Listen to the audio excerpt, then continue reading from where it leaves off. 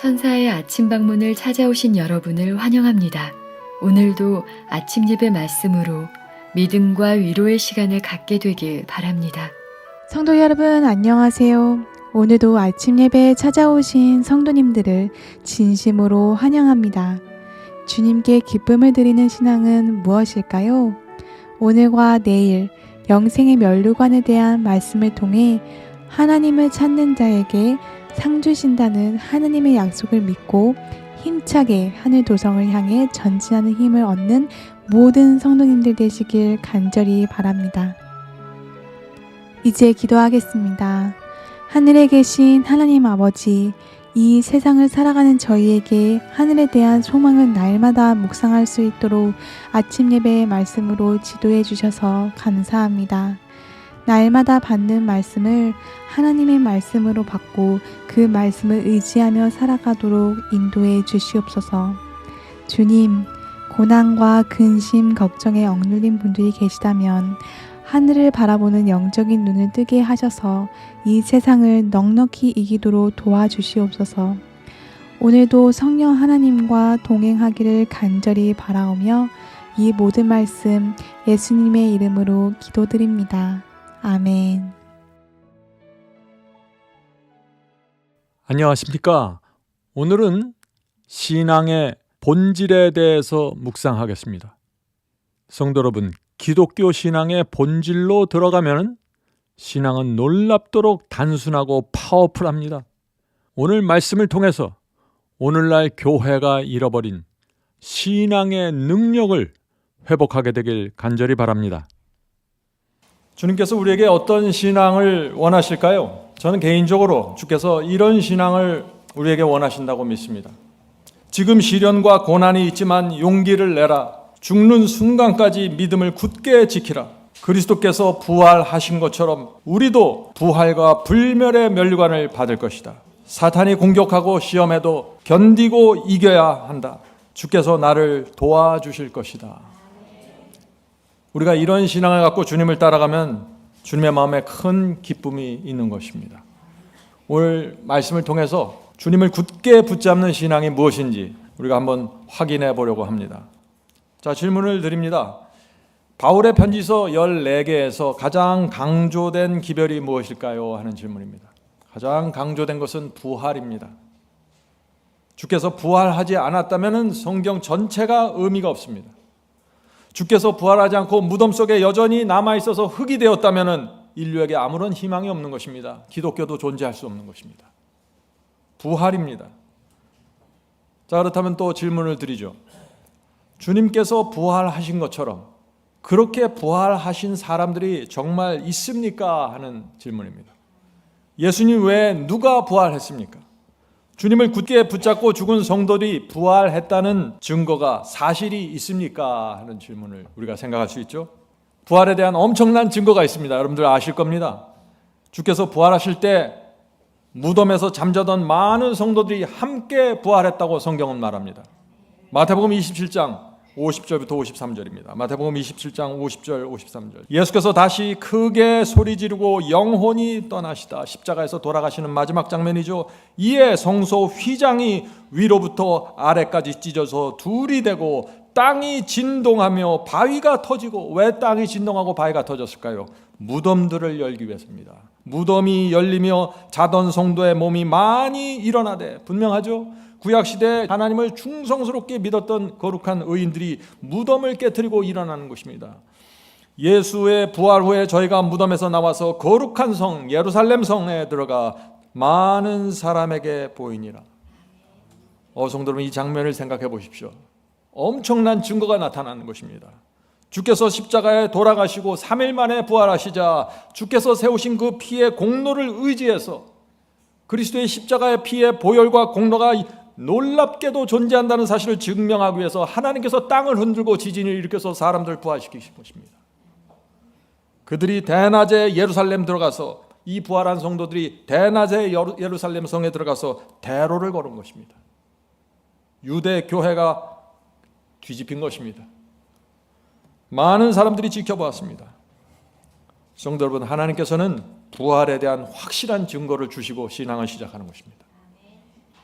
그래서 사도들의 기별에 신약 성경의 부활에 대한 이야기가 그렇게 계속해서 이어지는 것입니다. 주님께서 부활하셨으니 너희도 주님을 믿고 순종하면 부활할 수 있다. 로마 황제를 두려워하지 말고 하나님을 두려워하라. 화형대에서 불타고 맹수들에게 물려 죽어도 부활할 수 있다. 우리 주님께서 약속하셨다. 너희가 나를 믿으면 죽어도 살겠고. 성도 여러분, 하나님께 충성한 자들은 죽어도 살고 영생의 면류관을 받는다는 이 기별이 그 당시 소아시아와 유럽을 휩쓴 것입니다. 단순한 복음입니다. 많은 교리, 복잡한 교리를 이해해야 구원받는 게 아니라 오늘 말씀드린 이 부활의 기별 하나만 붙잡으면 신앙은 끝나는 것입니다. 그것을 붙잡고 수많은 사람들이 구원을 받은 것입니다. 예수께서 부활 승천한 후 20년이 지나갔습니다. 서기 57년 바울은 고린도 교회에 또 놀라운 기별을 전합니다. 부활의 기별입니다. 고린도전서 15장 4절부터 6절. 주께서 성경대로 사흘 만에 다시 살아나사, 예수께서 성경에 예언된 그대로 사흘 만에 다시 살아나사 게바에게 보이시고 후에 12제자에게와 그 후에 500여 형제에게 일시에 보이셨나니 그 중에 지금까지 대부분 살아있고 어떤 이는 잠들었으며. 서기 57년까지 그리스도의 부활을 목격했던 500명 이상의 사람들이 대부분 살아있었던 것입니다. 12제자만 주님의 부활을 보고 주님의 몸을 만진 것이 아니라 500여 명이 무덤에서 부활하신 그리스도를 목격했다. 그들 대부분이 지금도 살아있다.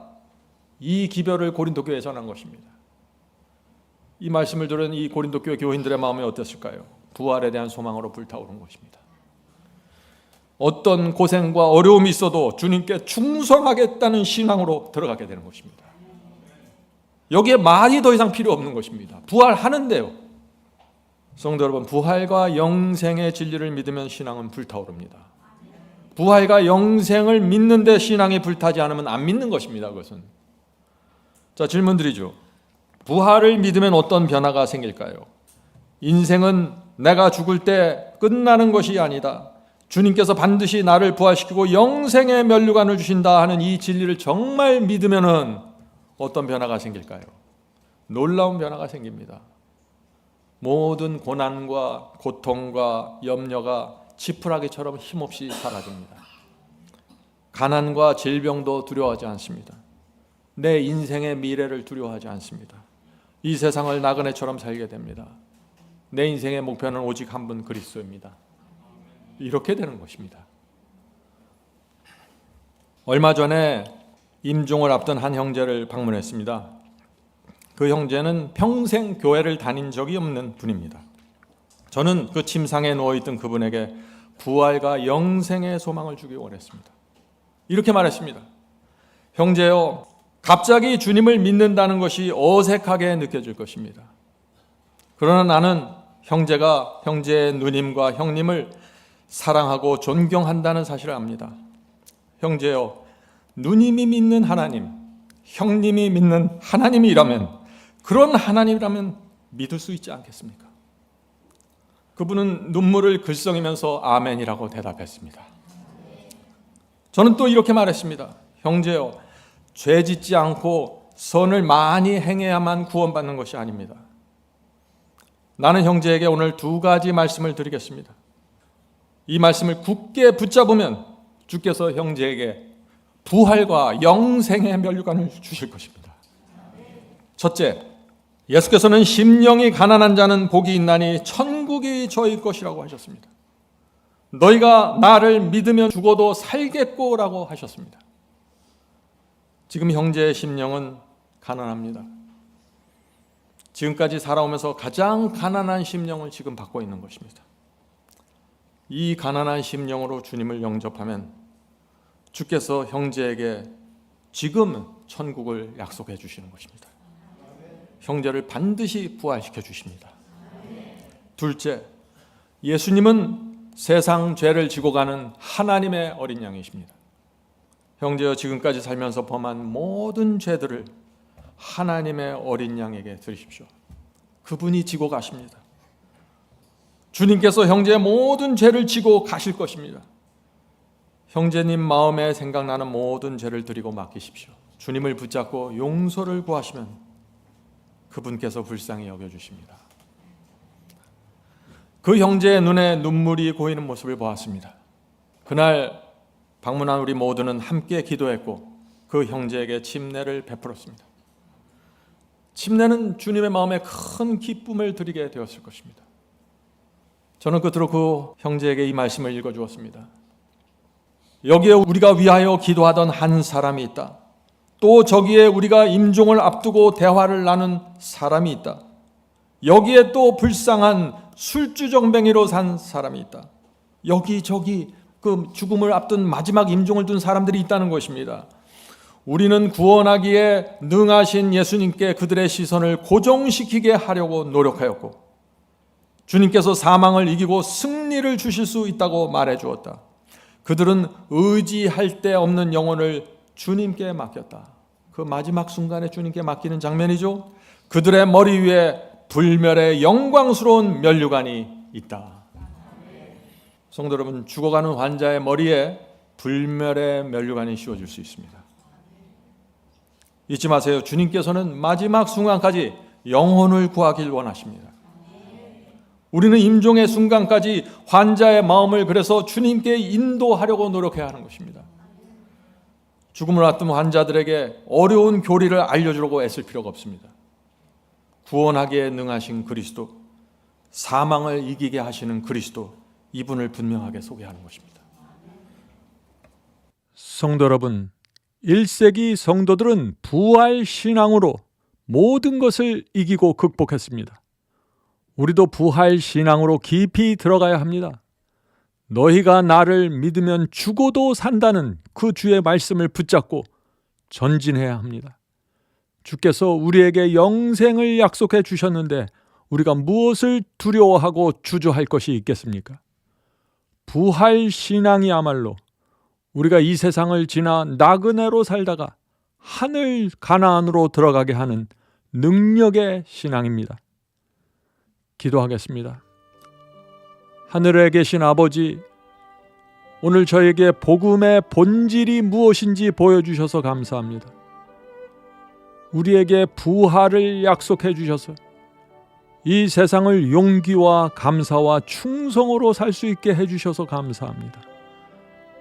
주여, 주께서 약속하신 이 부활을 붙잡고 이 세상을 이기고 극복할 수 있고 풍요로운 마음을 받을 수 있도록 축복해 주시옵소서. 염려와 두려움이 몰려올 때 주께서 우리에게 약속하신 이 부활과 영생을 바라보고 붙잡게 해 주시옵소서. 우리 인생이 이 세상 살고 흙이 되어 사라지는 허무한 인생이 아님을 가르쳐 주셔서 감사합니다. 저에게 남은 시간, 주어진 시간 동안 영혼들에게 복음을 전하고 진리를 전파하고 하늘 도성으로 들어갈 수 있도록 축복해 주시옵소서. 이 모든 말씀 예수 그리스도의 이름으로 간절히 기도드립니다. 아멘. 성도 여러분, 마지막 사명에서는 아침 예배 채널을 유튜브에서 별도로 운영하고 있습니다. 아침 예배 채널에서는 매일 새벽 4시에 예배 영상이 올려지고 있으며 특별히 아침 9시에 예배가 진행됩니다. 아침 9시 예배가 아침 예배 채널의 독특한 특징입니다. 원하시는 분들은 유튜브에서 아침 예배 채널을 별도로 구독 신청하여 주시면 저희와 함께 아침마다 예배 드릴 수 있습니다. 매일 아침마다 하나님의 말씀으로 저희 모두가 주 앞에 나와 예배 드리는 신앙으로 함께 나가게 되길 간절히 바랍니다. 감사합니다.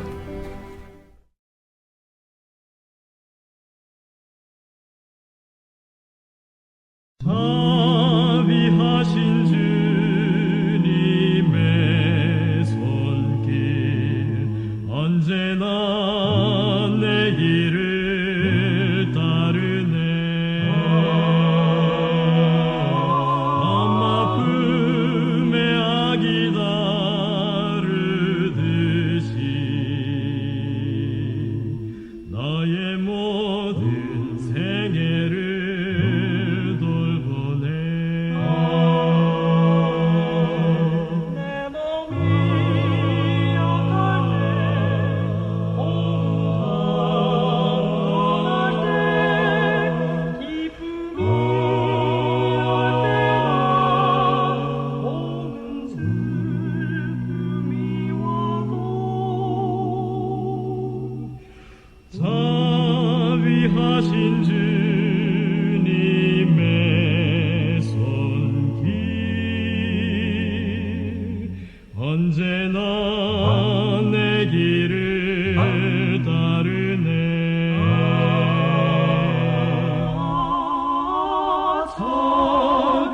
자비하신 주님의 손길 언제나 내 길을 따르네.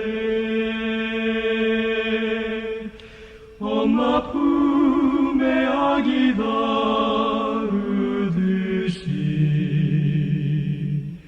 너의 모든 생애를 돌보네. 널 위한 주님의 오묘한 섭리는 앞길에 두려움 모두 없이 하시네. 자비하신 주님의 손길 언제나